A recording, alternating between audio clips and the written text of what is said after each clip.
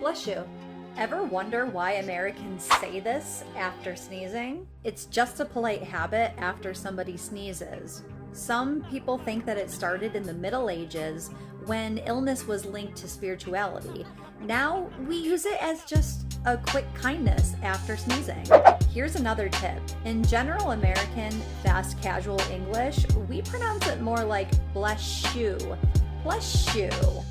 Instead of bless you. Bless you. What polite phrase is used in your native country after somebody sneezes?